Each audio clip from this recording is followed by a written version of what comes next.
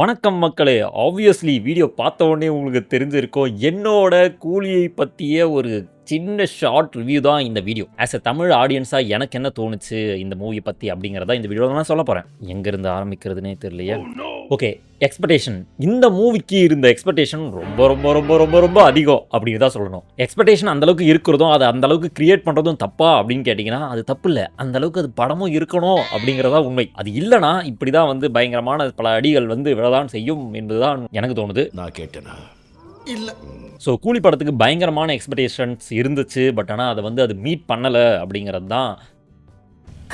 சாலா நீ யாருடா?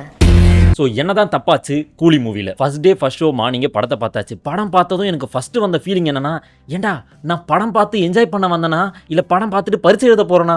எதுக்குடா இவ்வளோ டீட்டெயில் கொடுத்து வச்சிருக்கீங்க அப்படிங்கிற அளவு தான் இருந்துச்சு. கதை என்னமோ கொஞ்சம் தான், அதில் டீட்டெயிலை போட்டு ரொம்ப அதிகமாக கொச்ச கொச்ச கொச்ச கொச்ச கொச்சன்னு கொடுத்து வச்சிருந்தது.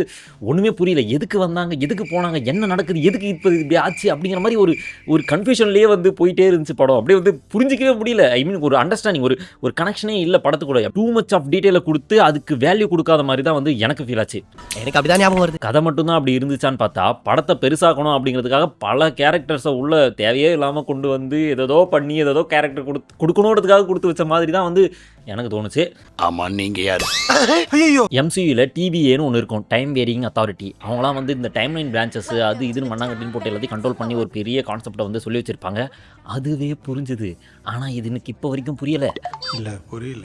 எதரா சொல்கிற அப்படின்னு கேட்டிங்கன்னா, சத்யராஜ் செத்துருவார். அதை பார்க்கறதுக்கு தலைவர் போவார். Okay fine. சம்மந்தமே இல்லாமல் ஸ்ருதிஹாசன் வந்து சண்டை போடுவாங்க. இதுக்கு முன்னாடி வந்து ஸ்ருதிஹாசன் வந்து தலைவரை பார்த்து இதுக்கு முன்னாடி வந்து ஏதாவது ஒரு இன்சிடென்ட் காட்டியிருக்கணும் இல்லையா? ஒருவேளை படத்தை சுருக்கிறதுக்காக வந்து கட் பண்ணிட்டாங்களா அப்படிங்கிற மாதிரி எனக்கு தெரியல. பட் அது ஒரு கனெக்ஷனே இல்லாமல் ஏதோ தொங்கிட்டு இருந்த மாதிரி ஃபீல் ஆச்சு.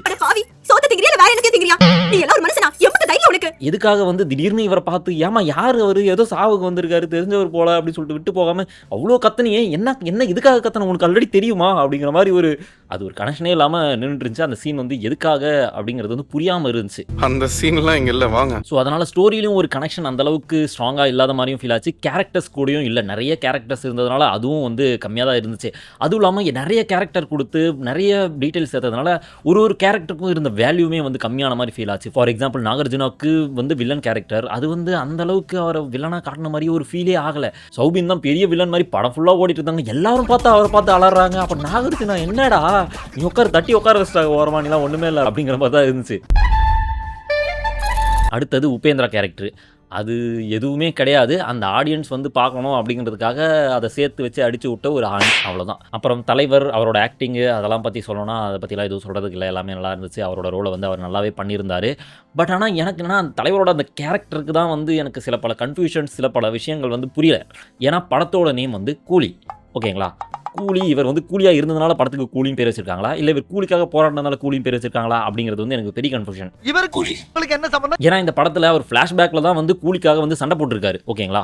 பட் ஆனால் வந்து ப்ரெசென்ட்டில் சத்யராஜ் செத்ததுக்கு அப்புறம் அதை கண்டுபிடிக்க போகிறேன், அது என் ஃபண்டுக்கு என்ன ஆச்சுன்னு தெரியல அப்படிங்கிறதுக்காக மட்டும்தான் வந்து திரும்ப என்ட்ரி கொடுக்குறாரு. தவிர இதில் வந்து கூலிங்களுக்காக என்ன பண்ணுறாரு அப்படிங்கிறது வந்து அது வந்து எப்படி சரி ஓகே நான் அவனுக்கு பார்க்குறேன், நடுவில் உனக்கும் அப்படியே நல்லது நடக்கட்டும் பார்த்துக்கோ அப்படிங்கிற மாதிரி ஏதாவது பண்ணாரா என்னன்னு தெரியல. பட் அந்த இது வந்து எனக்கு கொஞ்சம் செட் ஆகாத மாதிரியே எனக்கு வந்து ஃபீல் ஆச்சு. ஏன்னா படத்தோட பேரே கூலின்னு வச்சிருக்காங்க. அவர் கூட சேர்ந்து கூலிக்கு வந்தவங்க எல்லாரையும் கொன்று அதை இவரே கூட சேர்ந்து வேற எரிச்சிட்டு இருப்பாரு. எனக்கு புரியல. அப்புறம் எதுக்கு படத்தோட பேர் வந்து கூலி? மற்றபடி சொல்லணும்னா ஸ்டோரி அந்த அளவுக்கு கிடையாது. ஃபேமிலி ஆடியன்ஸும் பார்க்க முடியாது. கமர்ஷியல் படத்தை ஃபோக்கஸ் பண்ணுறோன்ற பேரில் வந்து சினிமாஸோட தரம் வந்து குறைஞ்சிட்ருக்கா, மூவிஸோட தரம் வந்து குறைஞ்சிட்ருக்கா, கதை ஸ்டோரி நடிப்பு அதெல்லாம் வந்து அதோட வேல்யூலாம் வந்து குறைஞ்சிட்ருக்கா அப்படிங்கிற மாதிரி எனக்கு தோணுது. கமர்ஷியல் படம் பண்ணணும் தான், அதுக்காக கமர்ஷியல் படம் மட்டும்தான் அப்படிங்கிற மாதிரி போகிறதும் அதோட எக்ஸ்பெக்டேஷன்ஸ் வந்து அது மீட் பண்ணாமல் இப்படி அடி வாங்குறதும் இப்போ வந்து வழக்கமாகி விட்டது. இப்போ என்னடா செய்யுற?